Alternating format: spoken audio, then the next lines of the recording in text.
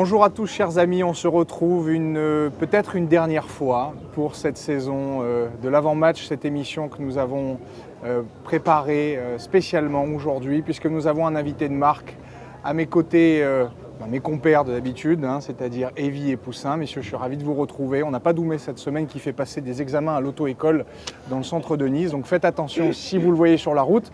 Mais en revanche, on termine en beauté avec l'entraîneur de l'OGC Nice. On l'a attendu toute l'année, il nous a tenu en haleine toute l'année. On est ravis de vous avoir, Claude Puel. Bonjour et merci. Bonjour.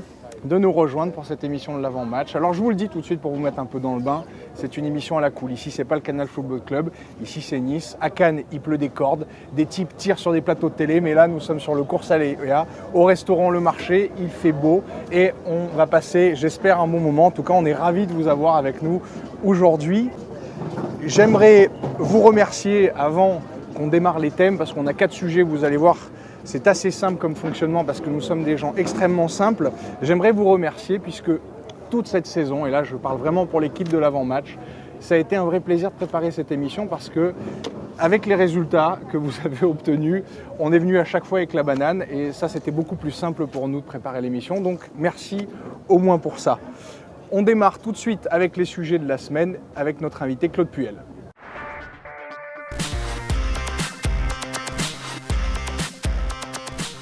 Alors on démarre tout de suite avec le match du week-end dernier, une affiche assez alléchante évidemment. C'était Nice-Lyon, nous recevions Lyon. Le résultat, un partout, vous le connaissez, vous étiez sans doute au stade. Messieurs, j'aimerais qu'on revienne sur ce match rapidement et j'aimerais avoir votre avis. Claude, un retour bref sur la partie. Alors le technicien que vous êtes, est-il satisfait du match ? Satisfait globalement du contenu, oui, parce qu'on a été à la hauteur de cette affiche, de l'événement et on a été très très près de la victoire et on a la balle de match de plus en fin de partie. Donc déçu bien sûr par rapport au résultat parce qu'il y a une vraie ambition et il y a une vraie volonté de la part de tous les joueurs de faire quelque chose et de gagner ce match. Mais satisfait du contenu, encore une fois, surtout après une gifle d'Evian qui était un peu difficile et d'être en capacité de répondre comme ça quelques jours après. Je trouve ça très fort de la part de mes joueurs. Et ça a souvent été le cas cette saison, c'est-à-dire qu'à chaque fois qu'on a eu des matchs compliqués, où on a eu des défaites, où on a pu prendre quelques valises, elles ont été rares. Il y a tout de suite une réaction le week-end d'après, c'est ce qu'on a remarqué nous aussi. Et la force de cette équipe, ce que vous leur avez sans doute inculqué, c'est tout de suite de rebondir et de faire abstraction du match précédent, quoi. On a eu des guerriers là. Oui, non, mais c'est un comportement, une attitude. Après, on ne fait pas abstraction du match qui a été joué. Justement, je pense qu'on a un groupe qui s'est toujours remis en question. On s'est toujours posé les bonnes questions, on a toujours des critiques qu'on essaie le plus objectives possible après un match.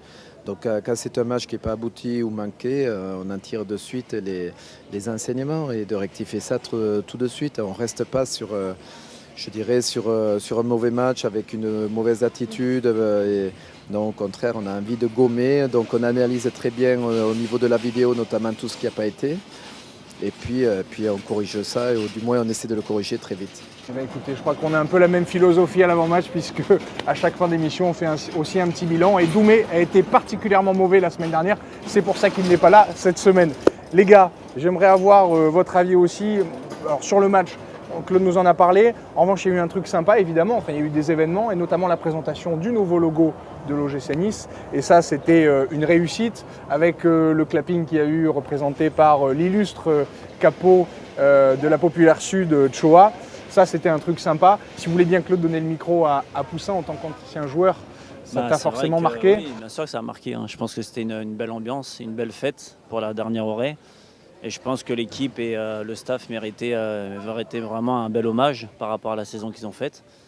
Et après, pour revenir au match, c'est vrai qu'on a fait quand même un bon match. Dommage que je pense qu'on méritait la victoire sur l'ensemble du match.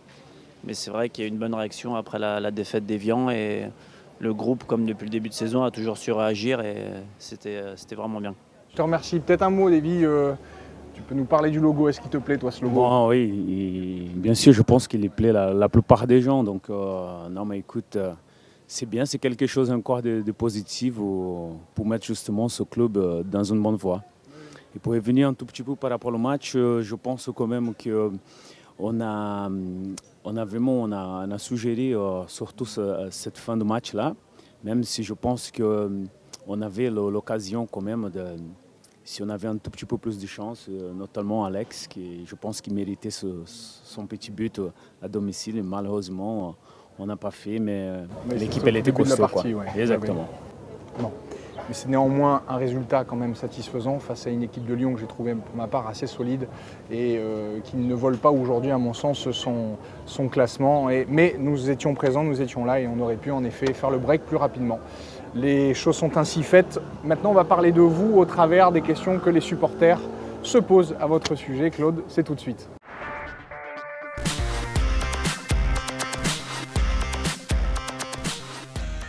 Alors les questions, Claude.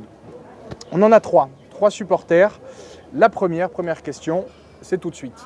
Bonjour Claude Puel, quel est votre endroit préféré à Nice? Je n'ai pas de coin précis, en fait je découvre Nice, Ouais. tout simplement. Je ne vais pas faire trop de publicité, si je vais au restaurant après un match, je reste bien sûr sur Nice. Il se trouve que, bon, comme tout le monde le sait, j'étais monégasque pendant 25 ans.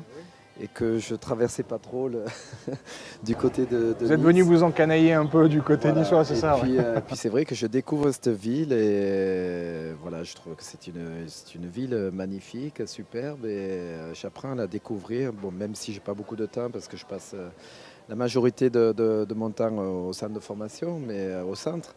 Mais c'est vrai que c'est une ville que j'apprécie beaucoup et que je connaissais finalement pas parce que bon, voilà, en étant monégasque auparavant, on ne traversait pas trop les montagnes. Je note Claude que vous êtes en train de la découvrir, vous n'avez pas fini de la découvrir, donc ça veut dire que l'année prochaine, il y a encore plein de choses à découvrir dans Nice. Oui, je peux l'interpréter comme ça. Sûr. Non, D'accord. J'apprécie beaucoup. C'est D'accord. Bon, merci pour cette réponse. Deuxième question. Bonjour Claude, après la saison exceptionnelle que tu viens de faire, je voudrais savoir si l'année prochaine tu seras toujours notre entraîneur. On aimerait que tu sois toujours notre entraîneur. Oui, il n'y a pas de... Je dirais que c'est une question qui ne devrait même pas se poser, quoi. Non, mais je suis venu par rapport à un projet. On a eu de bons résultats sportifs, c'est vrai, cette saison, mais il ne faut pas oublier que le projet est encore à venir, même si le stade arrive très vite, puisqu'il sera inauguré le 5 septembre. Mais il y a encore beaucoup de choses à réaliser au niveau structurel, au niveau sportif. Et je dirais que les bases commencent à être un petit peu jetées, mais il y a un gros travail de fond encore à réaliser. Et puis moi, je suis venu en toute connaissance de cause et mon boulot n'est pas fini. Bon, tant mieux. Mais on le savait, on a posé la question parce que les supporters se la posent évidemment qu'ils ont besoin d'une réponse claire, mais on s'en doutait évidemment. Dernière question.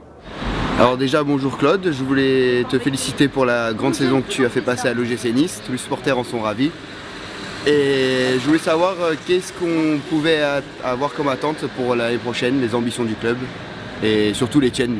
Il faut faire attention, il faudra voir comment va se dessiner l'effectif. On en parlera après le match d'Ajaccio et voir sur qui on pourra compter parce qu'il y a des joueurs déjà qui sont en fin de contrat, donc il faudra regarder tout ça tranquillement.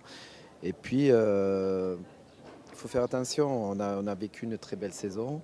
C'est vrai qu'il y a un gros travail qui a été fait, mais une saison n'est jamais la même.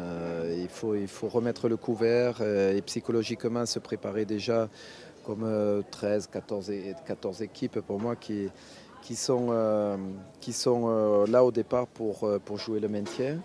Et puis après, plus si affinité, comme on dit. Donc il faut faire attention parce que de rester sur, je dirais, un acquis ou ce qu'on pense être un acquis et de mal débuter, notamment la prochaine saison. Donc ça sera un boulot également avec le groupe, parce qu'ils sont encore une fois en découverte et de les voir bien reprendre psychologiquement, sachant qu'elle va être encore plus dure parce qu'il va falloir confirmer, il va y avoir plus d'attentes. Et qu'il y a quand même de gros effectifs, de grosses équipes et ça va être très, très costaud. On va avoir Monaco également qui va jouer les premiers rôles. Et puis, en termes de budget, on ne va pas passer à notre budget automatiquement. Donc, ça va rester très costaud quand même. Ok, merci pour ces réponses. On va parler de la saison, on va revenir du coup sur la saison qui a été, on peut le dire, énorme.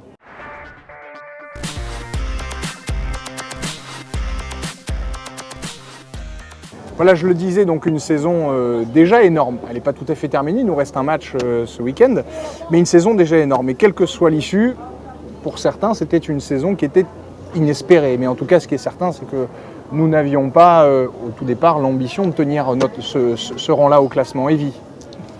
Oui, c'est vrai que depuis quelques années, on était habitué à avoir des saisons très compliquées. Et même avec l'arrivée du coach et de certains joueurs, on ne pensait pas non plus qu'on allait faire une super saison comme ça. Et mais écoute, tant mieux. Je voulais en profiter aussi, coach, pour vous poser une petite question. Voilà, c'est concernant Eric et Genevois. Ces 2 jours-là, vous êtes venus ici pour un gros projet. Et un gros projet, on sait qu'on a besoin de temps pour le faire, pour les réaliser.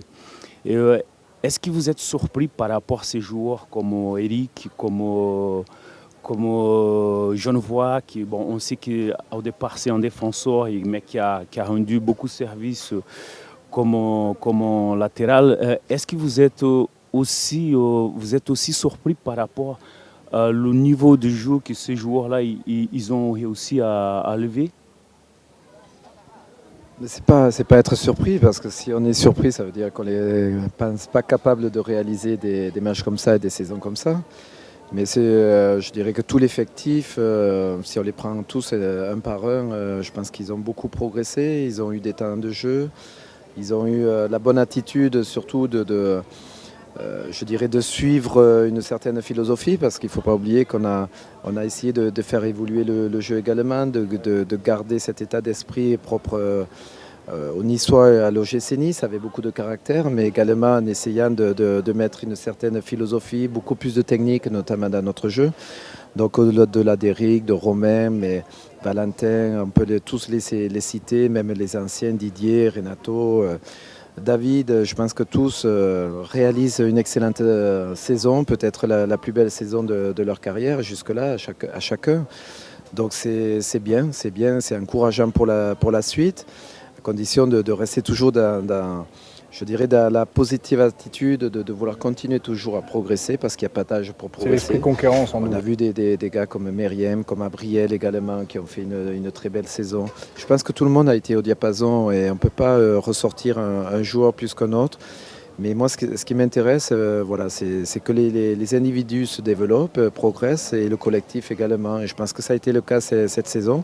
Ça a été une saison très, très, très riche sur le plan émotionnel, et puis par rapport à la progression individuelle des joueurs également. Merci Claude. Je pense qu'au travers de la question qui a été posée par Evie, vous avez bien sûr compris le message subliminal, qui était de dire que s'il y a des joueurs sur lesquels on ne comptait pas forcément en tant que titulaire, ils sont capables de suppléer d'autres joueurs. Et vous en avez 2 ici qui ont attendu toute la saison un coup de fil de votre part. Là, ça devient un peu compliqué parce que monsieur n'a plus de genoux et celui-ci ne fait que du tennis, mais il reste un match, on ne sait jamais. Puis à l'été, regardez, vous avez vu comme ils sont fit, ils sont affûtés, ils sont magnifiques, on dirait des lames de rasoir. Tu veux prendre la parole et terminer là, parce qu'on n'a plus beaucoup de temps et jusqu'ici on était pas mal. Le potentiel niçois, l'arrivée du nouveau stade, bref, ça a été aussi un revirement. Et Nice, de nouveau, un engouement, même s'il n'a jamais été perdu, un engouement des supporters et de la ville derrière l'équipe. Le match de ce week-end en était une preuve flagrante, c'est-à-dire stade comble, une présence de l'intégralité des supporters, des groupes de supporters. Il y a de bonnes choses qui se préparent. Tout ça, mais j'aimerais revenir brièvement sur la saison. Je pense que le coach a fait des choix judicieux sur les joueurs qu'il a pris. Et moi, je l'avais dit depuis le début de saison, je pense que la meilleure recrue de l'OGC Nice, c'était le coach. Parce qu'il a su inculquer. Voilà, je crois que là on peut pas mieux faire, Claude, si vous voulez. Là on est vraiment, on est sur l'Everest de la. Il a inculqué sa gagne, Ouais. Et je pense que les joueurs ont adhéré à ce discours-là. Et je pense que c'est vraiment le coach. Je pense que j'ai été joueur, je sais de quoi je parle, et je sais que c'est le coach qui véhicule tout ça, qui mène le groupe et tout. Et je pense qu'il a su mener son groupe, et tout le monde a répondu présent. Et je pense que le résultat, on le voit sur le terrain. Ben, bravo, pour que vous le sachiez, Claude, dans sa chambre, il a le poster de Shakira et vous juste à côté. Voilà, en tout cas, merci. Et évidemment, c'était sincère. On termine là et on passe au dernier sujet. Ajaccio-Nice, c'est le match de ce week-end.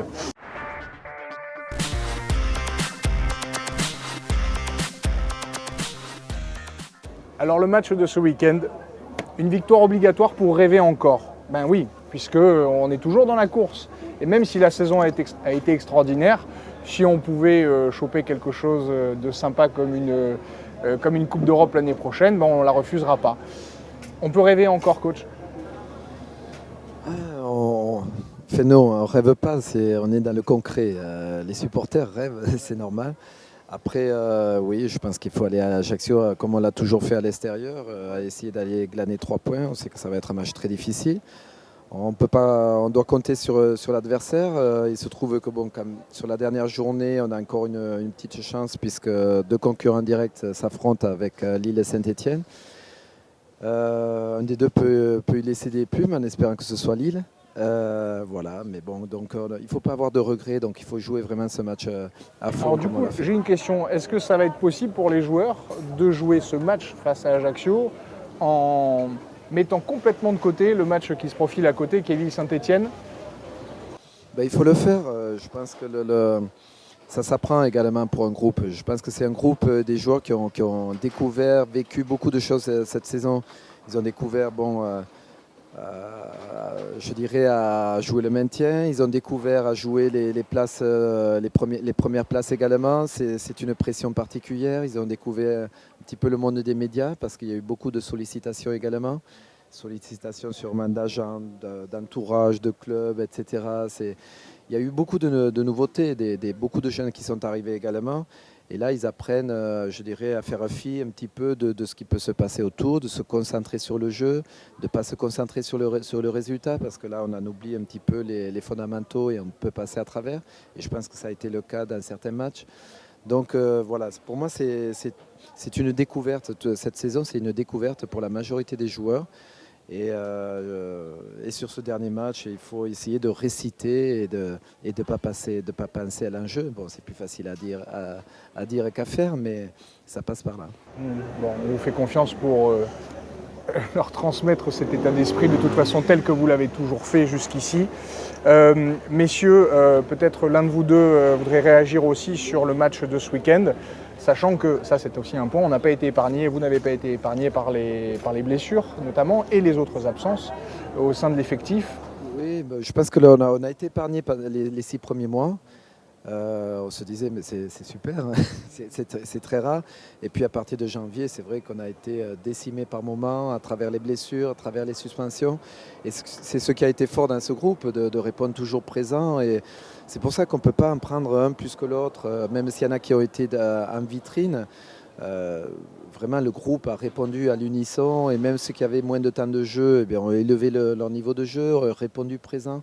Il y a eu vraiment un super état d'esprit qui nous a permis, malgré les blessures, les suspensions, d'en être encore là la dernière journée. C'est assez exceptionnel et je ne pense pas qu'il y aurait eu beaucoup de clubs pour répondre avec toutes les difficultés qu'on a eues. Ouais, tout à fait. Claude, merci. Si vous voulez bien passer le micro peut-être à Poussin, c'est ça, on disait que sur la saison, il y a eu 32 joueurs différents qui ont été utilisés. On parlait de la profondeur du banc, le fait que tous les joueurs étaient concernés et pouvaient à tout moment être sur la feuille de match. Ouais, c'est vrai, comme le coach vient de le dire, je pense que tout le monde a répondu présent. Il y a eu des blessés, ceux qui n'ont pas beaucoup joué, qui n'avaient pas beaucoup de temps de jeu, à chaque fois qu'ils ont été titularisés, je pense qu'ils ont répondu présent. Et c'est vrai que pour un entraîneur, c'est important de pouvoir compter sur tout le monde. Après le match de ce week-end, voilà, il faut essayer de finir sur une bonne note et on fera le total après s'il y a un faux pas de l'autre côté. Si on peut décrocher l'Europa League, c'est vrai que ça sera une belle récompense pour le groupe. Mais c'est vrai que déjà on a fait une belle saison et on est déjà content de cette année. Oui, parfait cette saison en tout cas. Merci, Élie, tu veux terminer? Tu veux dire un mot? Oui, juste par rapport à ce match-là, je pense qu'on avait déjà parlé par rapport à surtout les joueurs qui font partie de groupe, notamment les plus jeunes aussi, parce que voilà, on a vu toute la saison, on a vu justement les joueurs qui, par rapport aux blessures, les joueurs qui ont pu répondre présents et aussi décisifs comme les autres. Et voilà, je pense que ce match-là, Bon, l'équipe elle a démontré toute l'année qu'ils sont costauds aussi à l'extérieur. Donc je pense que, comme il disait Poussin et le coach, c'est d'aller jouer à fond et essayer vraiment de ne pas penser au match Lille-Saint-Etienne. Alors le match de ce week-end, ton pronostic, on va terminer avec ça à l'émission. Qu'est-ce qu'on peut espérer faire? Qu'est-ce que tu penses que... Mais écoute, je vois un match très compliqué et franchement, je vois 2-2. Tu vois 2-2. Alors moi, je vais pas être le dernier à donner mon pronostic parce qu'à chaque fois, on me le reproche. Et je vais le dire en plus avant qu'il donne son score parce que je vais te le prendre. Je pense que 2-1 pour Nice ce week-end. C'est largement à notre portée. Poussin. Vous avez toute la pression là parce que le coach il est là. Non mais... Je vais copier sur toi. Tu copies, ouais. 2-1 pour Nice. Jusqu'au bout, c'est bien. Claude, vous n'êtes pas forcé d'y répondre, mais en tout cas, vous pouvez nous dire comment vous l'appréhendez au niveau du résultat. Moi, d'abord, il n'y a pas de pronostic. Moi, encore une fois, c'est du concret. Et puis, moi, c'est surtout la manière de ne pas passer à côté de ce match. Comme on l'a fait contre Lyon, on est passé à côté du match d'Évian. On a vu le résultat. On était bien présent sur le match de Lyon. Toussaint me dit qu'on méritait de le gagner. Je ne suis pas loin d'être de son avis, bien sûr, mais ça veut dire on s'est donné les moyens. C'est-à-dire que dans le contenu, on a été bien présent. Donc moi, ce qui m'intéresse, c'est le jeu. Et après, l'enjeu, il ne faut pas y penser. Bon. Merci en tout cas pour ce dernier commentaire. Quant à nous, on a terminé l'émission. Merci beaucoup de nous avoir suivis encore une fois. C'était sans doute la dernière de la saison. On ne sait pas si on va faire une saison supplémentaire, on verra. Il y en a un qui est sûr de rester là l'année prochaine, c'est Claude, vous l'avez compris. Pour nous, c'est beaucoup plus aléatoire. En tout cas, pour ma part, j'ai pris beaucoup de plaisir à la présenter cette saison. Je vous remercie pour votre confiance, qui n'était sans doute pas méritée, je ne sais pas. Evie, peut-être un mot. Qu'est-ce que tu penses de ta saison cette année? Moi, je pense que j'étais correct, hein. Même si je me suis blessé à la fin, mais je pense que j'étais toujours là. Tu as été chic comme sport, comme on dit. Hein? Mais en fait, je voulais juste coach, si lui vous demande un maillot, votre numéro de téléphone, il ne faut pas de le parce qu'il a demandé à tout le monde. C'est moche ce que tu fais, dis-moi. Non, mais moi, j'étais content de passer toute cette année avec vous. On a passé des bons moments et on a vécu une belle saison et j'espère que la saison prochaine, ça sera la même. C'est à n'en pas douter, j'en suis persuadé. Merci encore, je voudrais remercier ceux qui sont derrière les caméras et qui nous filment depuis le début de la saison, qui supportent mes blagues minables. Merci messieurs, donc je les embrasse, Cam, Yannick, évidemment Florent qui nous a rejoint il n'y a pas longtemps, et puis il y en a un qui n'est pas là aujourd'hui, c'est Polo, qu'on embrasse aussi. En tout cas, merci à vous de nous avoir suivis toute cette saison, à très bientôt et allez Logim, bye bye.